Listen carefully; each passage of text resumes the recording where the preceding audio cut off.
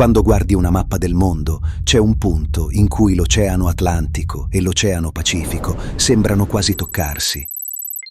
È l'Istmo di Panama. Per secoli, quel pezzo di terra è stato un muro. Navi e uomini dovevano scegliere un viaggio lunghissimo attorno a Capo Horn, con tempeste e rischio di naufragio, oppure lo sbarco, il trasporto via terra e poi di nuovo il mare.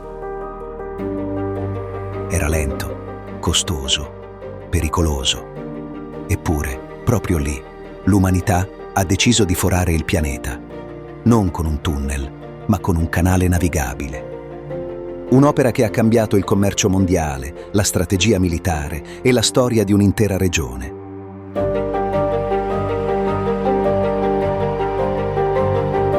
Il canale di Panama non è nato come un sogno romantico, è nato come una necessità. Accorciare le rotte significava guadagnare tempo, denaro e potere. Significava rendere possibile ciò che prima era quasi impensabile. Spostare merci e flotte da un oceano all'altro in pochi giorni, non in settimane.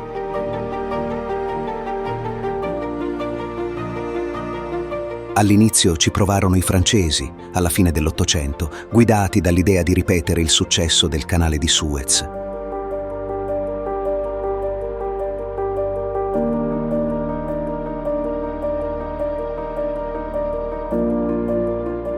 Ma Panama non era Suez. Qui non c'era un deserto piatto. C'erano giungle, piogge violente, fiumi che si gonfiavano in poche ore, frane continue.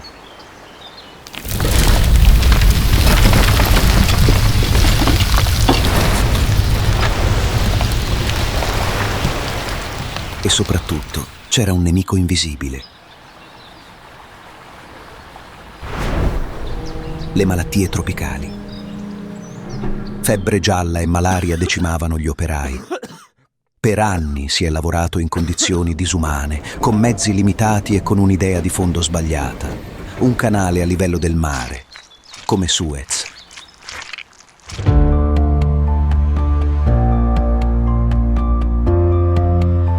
In quel territorio era quasi impossibile, perché Panama non è piatta. C'è una dorsale di colline e roccia da tagliare, piogge tropicali che gonfiano i fiumi e scatenano frane continue, e scavare fino al livello del mare avrebbe significato un cantiere interminabile, instabile e fuori controllo.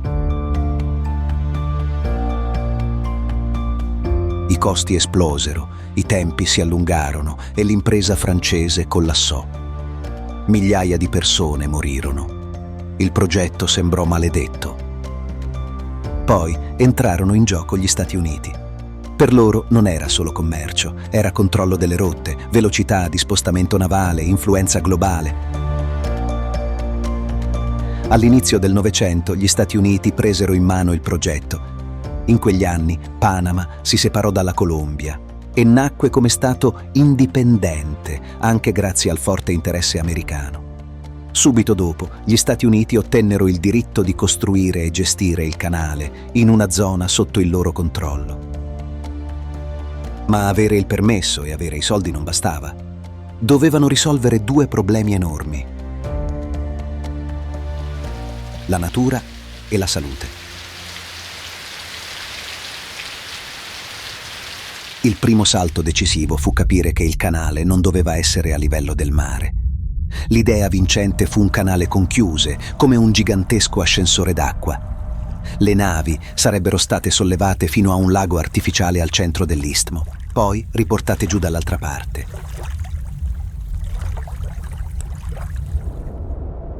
Questo riduceva in modo drastico lo scavo necessario e permetteva di sfruttare il terreno invece di combatterlo in ogni metro. Il secondo salto fu la lotta alle malattie. Qui entra una delle parti più importanti e spesso sottovalutate di questa storia, l'ingegneria sanitaria. Gli americani avviarono una campagna massiccia contro zanzare e focolai, con drenaggi, bonifiche, disinfestazioni, reti, controlli. Oggi sembra ovvio, ma allora non lo era.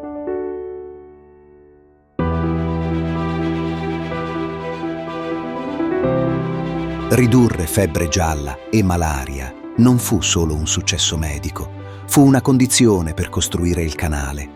Senza quella svolta, la manodopera sarebbe continuata a morire a ritmi insostenibili e nessun cantiere avrebbe retto. A quel punto iniziò la fase più dura, quella che ha definito il canale di Panama come lo conosciamo. Immagina cosa significa tagliare una catena di colline in un clima tropicale, con piogge che trasformano tutto in fango. Il punto simbolo di questa battaglia è il grande taglio nella roccia, oggi chiamato Culebra Cut o Gaillard Cut. È una trincea enorme scavata tra pendii instabili. Ogni giorno si usavano esplosivi, escavatori, pale meccaniche e soprattutto treni. I treni erano il sistema circolatorio del cantiere, portavano via milioni di metri cubi di materiale senza sosta.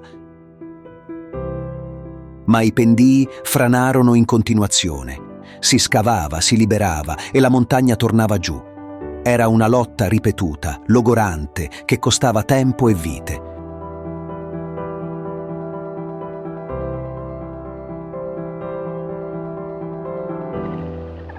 Immagina di essere qui, in mezzo alla giungla di Panama. Ovunque rumori, ombre e qualcosa che non vedi, ma ti osserva. Online succede la stessa cosa, tracker, reti wifi pubbliche, tentativi di furto dati. Ecco perché uso NordVPN. Crea un tunnel criptato tra te e internet, così navighi con più privacy e sicurezza, anche quando sei in viaggio o su wifi non protetti. Se vuoi provarla, trovi il link in descrizione. Poi c'era l'acqua. Panama non è solo terra da scavare, è acqua da domare. I fiumi del posto, soprattutto il Chagres, erano imprevedibili. In stagione delle piogge potevano diventare devastanti.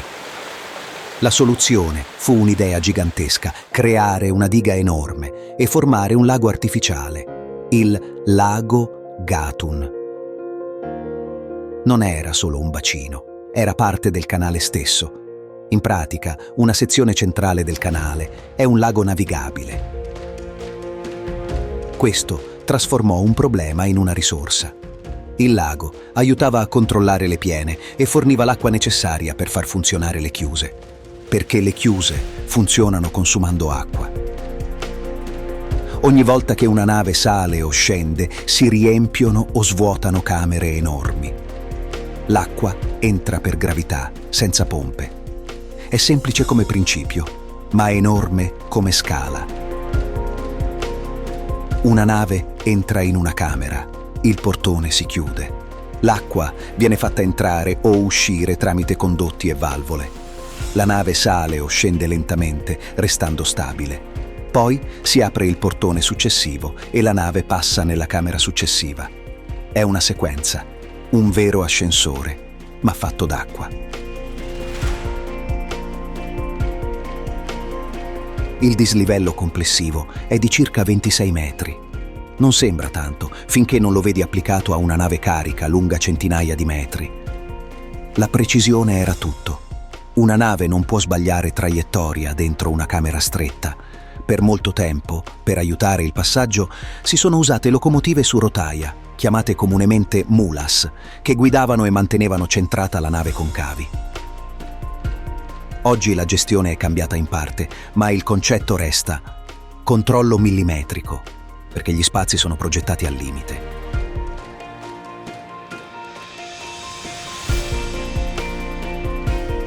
E qui si capisce perché questa opera ha avuto un impatto così grande.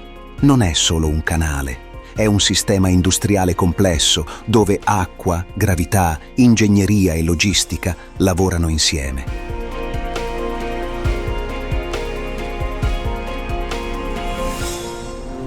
Quando il canale di Panama fu completato e aperto al traffico nel 1914, il mondo cambiò davvero.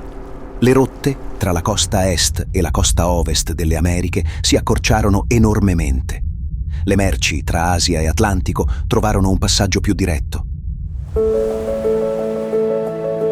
Porti, compagnie di navigazione, catene di rifornimento, tutto si adattò a questa nuova scorciatoia planetaria. Ma il canale non è stato mai un oggetto statico. ha sempre avuto un limite: la dimensione delle navi che può ospitare. Per decenni si è parlato di navi Panamax, cioè progettate per passare esattamente nelle chiuse originali. Poi, con la crescita del commercio e delle navi container sempre più grandi, è arrivata una nuova fase: l'espansione con nuove chiuse più grandi, entrate in funzione nel 2016.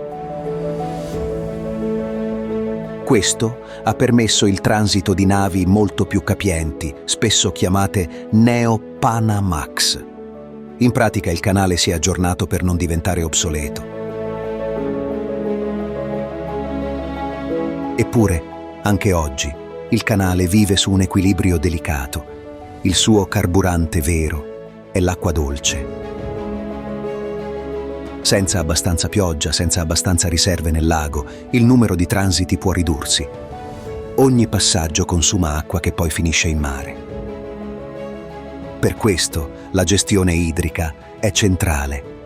E per questo il canale è anche un termometro. Se cambiano le piogge, se cambiano i cicli climatici, cambiano le regole del gioco.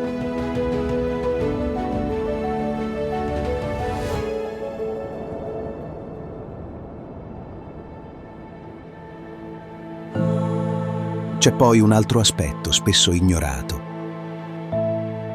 Il canale di Panama non è solo un'opera tecnica, è un punto di pressione geopolitico. Chi controlla quel passaggio controlla tempi, costi e flussi. Per gran parte del Novecento il canale è stato gestito dagli Stati Uniti. Poi, con una lunga transizione sancita da accordi internazionali, il controllo è passato a Panama nel 1999. Da allora il canale è gestito dall'Autorità del Canale di Panama ed è diventato uno dei pilastri economici del paese.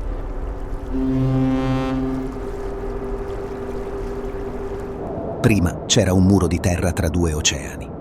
Poi l'uomo ha costruito un corridoio navigabile con dighe, laghi artificiali, chiuse gigantesche, scavi colossali.